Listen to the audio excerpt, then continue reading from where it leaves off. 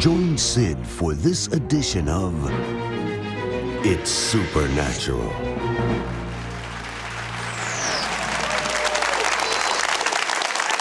Bonjour, c'est Trott ici. Bienvenue dans mon monde où il est naturellement surnaturel. Mon invité suivant sort parmi les gens qui ne connaissent pas le Messie et il apporte une telle forte présence de Dieu que les gens qui ne connaissent pas le Messie ressentent réellement la présence de Dieu. Et ils sont guéris physiquement. Ce sont des gens qui ne connaissent pas le Messie et ils sont physiquement guéris et ensuite ils veulent savoir qui est le guérisseur et connaître le Messie. Maintenant, il dit que son plus grand désir est de vous équiper pour que vous puissiez faire ce qu'il fait et même plus. Êtes-vous intéressé? Are you interested?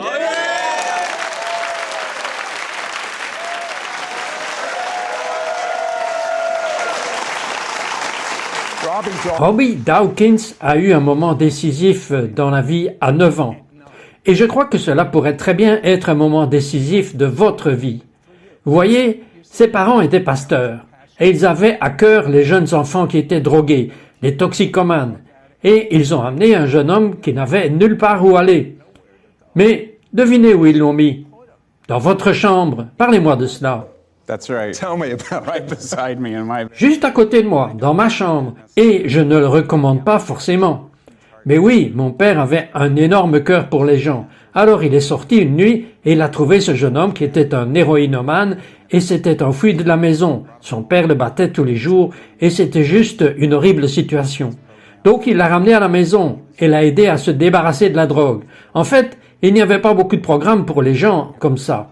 Et donc, il l'aidait à sortir de la drogue et il était vraiment très malade. Je veux dire, chaque jour, il devait passer par des désintoxicants et c'était le 3e jour. Et j'avais littéralement vu mon père tenir ce gars et même se faire du mal, vous savez.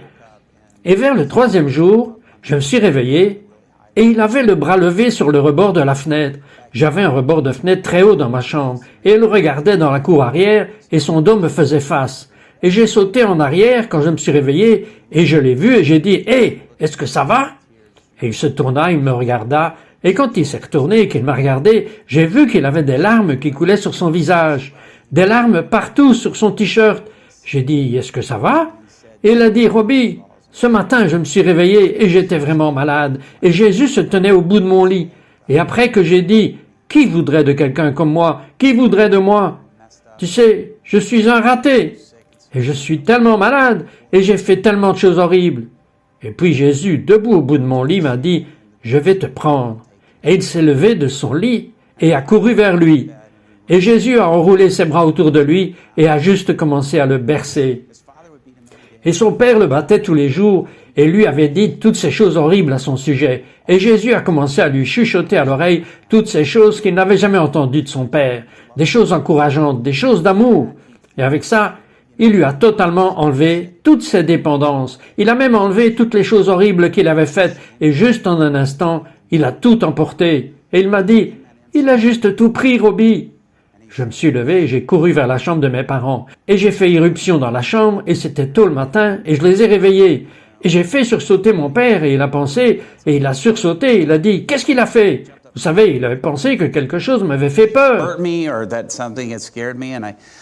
À 9 ans. Oui, 9 ans. Et je l'ai regardé et je lui ai dit ce que j'avais vu. Et à travers les larmes, je pleurais à ce moment-là. Et j'ai regardé mes parents et j'ai dit, c'est ce que je veux voir le reste de ma vie. Je veux voir Jésus faire cela dans la vie des gens. Je veux voir Jésus changer des gens comme ça. Et j'ai été accro à cela depuis. Je veux que vous ayez un cœur comme ça. Nous avons un monde de gens qui s'effondrent au niveau des coutures. Donc, Robbie comprend cela et il devient pasteur de la jeunesse. Il commence à prier pour les gens. Le seul problème, c'est qu'il commence à empirer, pas à s'améliorer. C'est juste? Oui, c'est vrai. Je veux dire, c'était une blague qu'il faisait à l'église. Il disait, ne faites pas prier Dawkins pour vous. Il peut transformer des coupes de papier en cancer. Je veux dire, c'était si mauvais. Lorsque je priais pour vous, vous alliez empirer, les choses empiraient. Personne ne s'est jamais amélioré. Je veux dire, pas le moindre, vous savez, des conditions de servitude. Personne ne s'est amélioré. Ok, dans cet esprit, il reçoit un appel téléphonique et il y a une femme à l'autre bout de la ligne. Et que dit-elle? Elle appelle et elle dit, vous savez, j'ai besoin de quelqu'un pour faire quelque chose pour mon père. Et il va avoir son 3e pontage cardiaque. Il est vraiment dans un mauvais état. Ma mère et moi avons dû convaincre les médecins de faire l'opération. Ils ne voulaient pas la faire parce qu'il est en si mauvais état. Vous savez, il n'y a pas beaucoup d'espoir. J'ai besoin de quelqu'un pour brûler une bougie ou frotter des perles pour que vous fassiez. J'ai besoin de quelqu'un pour faire cela. J'ai répondu, vous savez, dans cette église, nous ne brûlons pas vraiment de bougies et nous ne frottons pas de perles, mais je veux bien prier pour vous. Et bien sûr, dans mon esprit, je pensais, cette pauvre dame, elle a eu le mauvais gars au téléphone en ce moment, vous savez. Alors j'ai commencé à prier et j'ai juste dit, Seigneur, merci pour cette journée. J'ai fait juste ce que j'appellerais 1, 2 ou 3 prières. Je voulais juste arrêter la communication. Et tout à coup, je suis au milieu de la prière et je disais simplement, Seigneur, merci pour cette journée. J'ai dit même ça, Seigneur, je prie pour qu'il mette toutes ses affaires en ordre. Je prie pour qu'il ait la bonne assurance. Je ne veux pas que vous priez pour moi. Exactly. Exactement, exactement. Et je suis en train de prier comme si je faisais l'éloge funèbre du gars au téléphone. Je creuse un trou et je le pousse dedans et je l'enterre. Il est mort en ce qui me concerne. Et donc au milieu de tout cela, tout d'un coup, j'ai entendu le Saint-Esprit juste me parler. Et je viens de l'entendre dire, va sur une branche. Je me disais, c'est bizarre, je n'aime pas les hauteurs. Qu'est-ce que cela signifie? Et puis il m'a parlé, il a dit, prends un risque. Et je n'avais jamais entendu personne me dire cette phrase en relation avec la prière, avec la foi ou avec quoi que ce soit. Je ne savais pas ce que cela signifiait. Et puis il a dit, ouvre ta bouche et je la remplirai. Et cela vient des psaumes. Et puis tout à coup il m'a dit, je veux que tu dises quelque chose que tu ne dirais pas normalement. Et donc j'ai juste dit, vous savez, Dieu est sur le point de le faire, et je n'avais aucune idée de ce que j'allais dire ensuite. Et ça s'est en quelque sorte envolé de ma bouche. Dieu va guérir complètement votre père. Dieu va donner à votre père un tout nouveau cœur, et il va lui donner de nouveaux poumons. Mais non, elle n'avait rien dit à propos de ses poumons. Elle n'avait même pas mentionné le mot poumon. Je vais vous dire quoi. Retenez cette pensée, et c'est tellement incroyable, quand nous reviendrons, vous partirez pour entendre la punchline. Nous revenons tout de suite après ceci.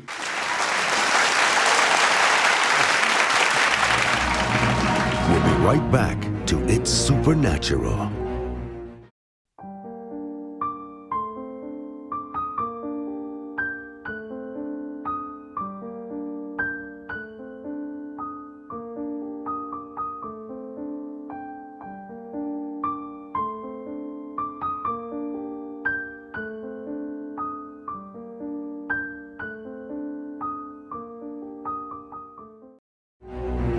We now return to It's Supernatural.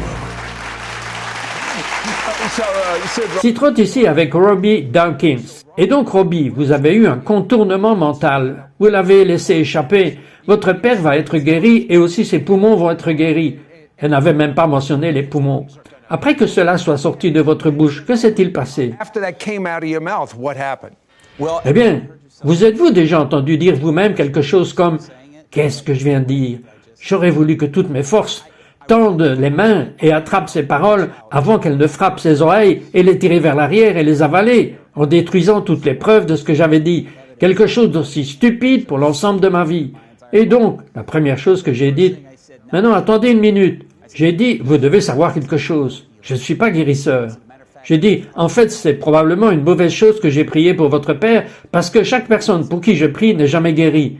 N'écoutez pas une chose que je dis, parce que je n'ai jamais prié pour quelqu'un que j'ai vu guérir. Elle a dit, mais vous avez dit que Dieu allait donner à mon père un nouveau cœur. J'ai dit, oui, mais... Elle a dit, merci, elle a raccroché le téléphone. Quand j'ai entendu ce téléphone raccroché, mon cœur est tombé sur mes orteils, et j'ai pensé, oh mon Dieu, j'ai donné ce spectacle des pasteurs qui promettent des guérisons et qui tuent réellement les gens, et je suis tombé dans le piège. J'ai besoin de préparer mon CV, car je vais être poursuivi. The trap, and I need to get my resume together. We're going to get sued. A few days. Ok, quelques jours plus tard, elle vous rappelle. Qu'est-ce qui s'est produit? Ce n'était pas quelques jours, c'était 2 heures plus tard. 2 heures? Elle rappelle, et c'est 2 heures maintenant.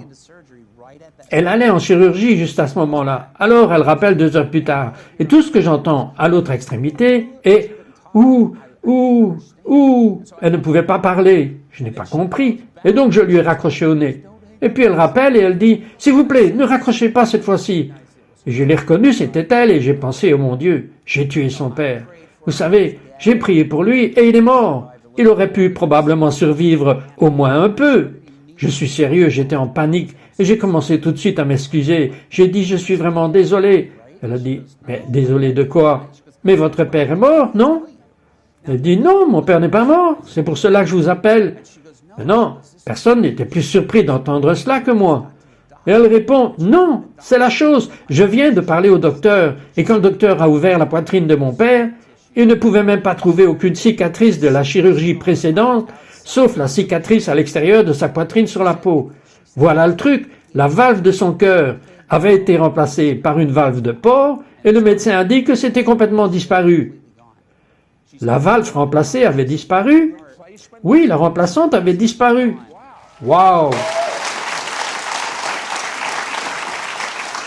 Le médecin a dit qu'il avait un cœur d'un homme de 30 ans.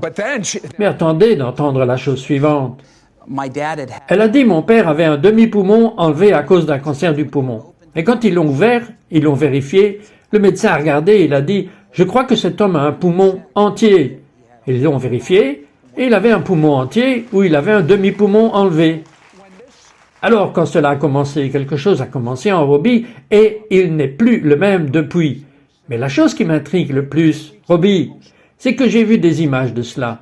Vous sortez dans la rue, vous parlez à des non-croyants absolus et ils disent ressentir quelque chose. Ils sentent la présence de Dieu. Comment cela a-t-il commencé? Et quelqu'un d'autre peut-il le faire? Absolument. Je veux dire, n'importe qui peut le vivre. Ce que je crois vraiment, c'est que Jésus est venu montrer non pas ce qu'il pouvait faire en tant que Fils de Dieu, mais il dessinait une carte de ce que nous pourrions vivre. Il est venu comme le deuxième Adam pour rétablir ce qui avait été donné au premier Adam. Et donc sortir et juste suivre ce que Jésus a dit. Quand Jésus a dit « Vous ferez ces choses et même plus », c'est une invitation à venir faire les choses que Jésus a faites. C'est ce qui s'est passé avec la première chose qui est arrivée avec vous pour avoir été guéris. Ils étaient tous des non-croyants. Qu'est-il arrivé? Le dimanche suivant, elle a fini par venir à l'église. Je m'étais disputé avec elle au téléphone. J'avais dit « Je ne le croirai pas jusqu'à ce que je voie le rapport d'un médecin ». Elle a dit « Êtes-vous sûr d'être un pasteur ?» J'ai dit « Oui, mais je ne suis pas un pasteur naïf ». Et elle l'a fait. Le dimanche suivant, elle a apporté un rouleau de fax avec le rapport du médecin. Et il disait tout ce que je viens de partager avec vous. Je l'ai regardé, je l'ai lu, et j'étais époustouflé. Et elle a amené sa mère, son père qui avait été guéri, son mari. Ils ont tous fini par donner leur vie à Christ à la suite de cela. Chacun d'eux. Alors revenons en arrière parce que je suis tellement intrigué. C'est une chose à dire pour un croyant. Je sens la présence de Dieu. Mais c'est autre chose pour un non-croyant de le dire. Je sens la présence de Dieu. Parlez-moi de ça. Eh bien, vous savez, ce qui arrive, c'est que quand Dieu est à notre poursuite incessante, il nous harcèle. Il est passionné par nous. Nous ne le supplions pas de venir. Il est juste ici. Il veut venir. Et donc, nous prions pour les gens. Ils peuvent le sentir. Et nous avons l'autorité. Jésus a dit, toute autorité m'a été donnée et je suis en vous. Et donc, toute cette autorité qu'il a vit en vous et la source de sa puissance était le Saint-Esprit. Et le Saint-Esprit, il vit en vous. Nous avons tous les ingrédients vivants à l'intérieur de nous qui étaient en lui, qui a fait tous les miracles. C'est ici. Et donc, nous avons l'autorité de libérer la présence manifeste de Dieu. Tout comme Jésus l'a dit. Vous savez, la paix que je te donne, pas n'importe quelle paix, ma paix. Si quelqu'un vous donne quelque chose, vous pouvez le donner.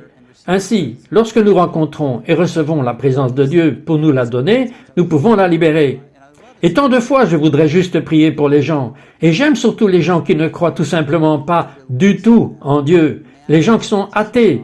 Lorsque Dieu libère sa présence manifeste, afin qu'ils ressentent la présence tangible de Jésus et réalisent qu'il est réel et qu'il les poursuit passionnément. Et je le vois arriver tout le temps. Vous savez, c'est au-delà de ça. Et au fait, quand il a dit qu'il voit que ça arrive tout le temps, il veut dire que lorsque les gens sont où est la présence de Dieu, tout est possible. Tout. Les gens sont guéris et connaissent le Messie. Mais il m'a dit quelque chose quand je prenais un repas avec lui à propos d'un jour où il était dans un avion et il y avait une femme juive à côté de lui. Et si vous pensez que sa première histoire était un peu drôle, alors vous allez tomber de votre siège, même à la maison, avec cette histoire de cette femme juive. Nous serons de retour après ceci. This first story, you're going to fall out of your seat, even at home. On this next story with this Jewish woman, we'll be right back.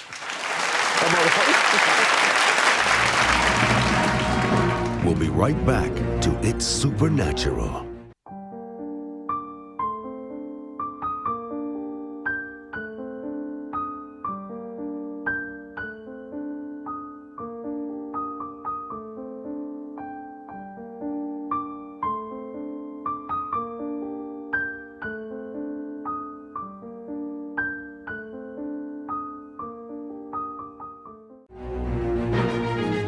We now return to It's Supernatural.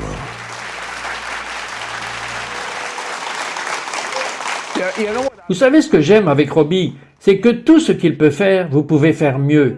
Il enseigne cela étape par étape et puis il prend immédiatement les gens dans la rue. Vous savez, vous en parlez comme si c'était presque normal. Mais c'est supposé l'être, c'est censé être normal, c'est ce que nous sommes appelés à faire. Mais est-ce que c'est quand vous êtes avec les gens, avec qui vous êtes? Vous savez, je crois que ça l'est. Après avoir suivi la formation, puis les sortir, il voit que ça arrive. Il y a une réalité parce que Dieu veut le faire. Because God wants to do it. Ok, je vous emmène dans un avion. Vous êtes assis à côté d'une femme, elle est juive, elle ne connaît pas le Messie. Prenez-le à partir de là. Oui, elle se tourne et me regarde. Et je reçois souvent cette question, qu'est-ce que vous faites dans la vie? Je prends une tasse, une gorgée d'eau, ne dites pas ça. Elle a dit, qu'est-ce que vous faites dans la vie? Alors je l'ai regardé et je lui ai dit, j'ai le plus grand travail du monde. Je peux voyager dans le monde et j'arrive à équiper les gens, à savoir comment faire la guérison dans la puissance de Jésus et de voir la puissance. Et Dieu vous parle et vous donne des paroles de connaissance, vous donne la compréhension pour la vie des gens, briser les puissances démoniaques et permettre aux gens de vivre l'expérience de la présence tangible de Dieu. Et j'ai dit, c'est le plus grand travail du monde. Elle me regarde et elle dit, oh, vous êtes l'un de ces guérisseurs par la foi, n'est-ce pas?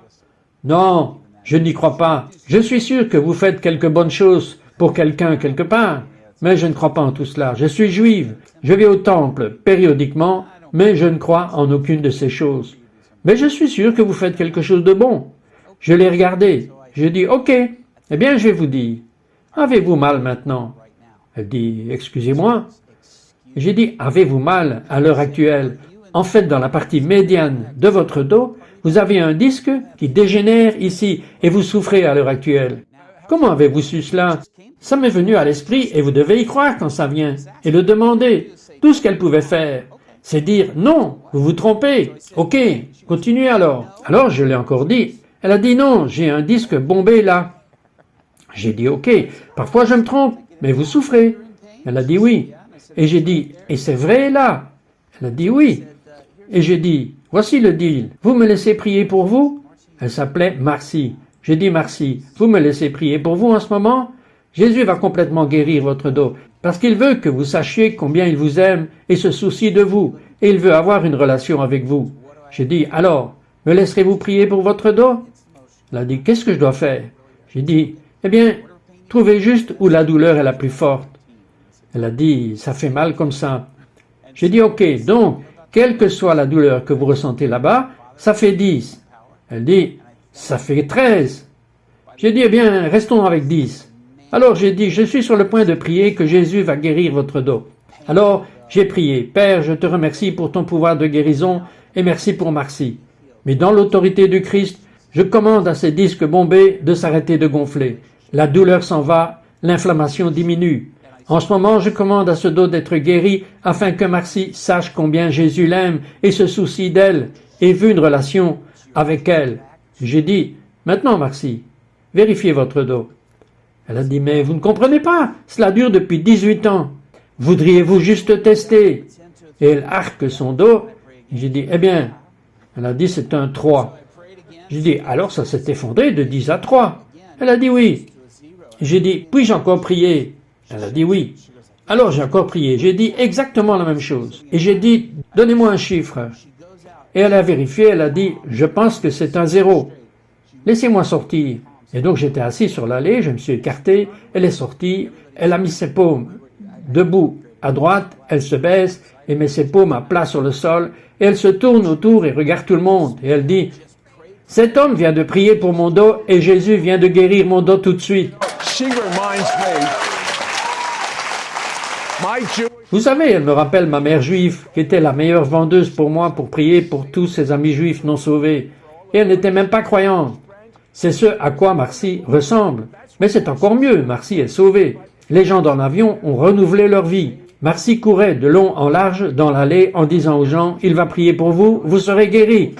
He'll pray for you, you'll get healed, but I need you to... » Mais j'ai besoin que vous priez pour les gens en ce moment. J'aimerais que vous priez pour que la présence de Dieu vienne sur eux et qu'ils soient guéris et mobilisés en ce moment. Oui, Père, je te remercie juste pour ta puissance et par l'autorité de Christ. En ce moment, nous libérons juste cette présence manifeste de Jésus-Christ. Maintenant, juste pour que tout le monde regarde cette émission, que tout le monde en ce moment juste ait une sensation de picotement, de chaleur, la réalité de la présence de Dieu est là en ce moment. Au nom de Jésus, soyez remplis de cela. Et il y en a qui disent, je ne suis pas tout à fait sûr de cela, mais vous le sentez bien. C'est Jésus qui vous invite à une relation, tout comme il a invité Marcy, et il dit, venez me connaître dès maintenant par l'autorité du Christ. Et certains croyants qui me disent, je n'en ai jamais été sûr. Mais vous ressentez cette manifeste présence, vous ressentez la réalité. Et il vous laisse savoir qu'il est ici, qu'il est réel, et il veut vous utiliser pour faire ça. Alors, maintenant, nous déclarons juste que nous venons de libérer cela par l'autorité du Christ, d'être remplis de ça en ce moment, au nom de Jésus. En fait, une dame, son épaule est guérie dans le nom de Jésus. Père, nous te remercions pour cela, par ton autorité, au nom de Jésus. By the authority of Christ. In Jesus' name. And if Et si vous n'avez pas fait de Jésus votre Messie et Seigneur, maintenant, c'est le moment.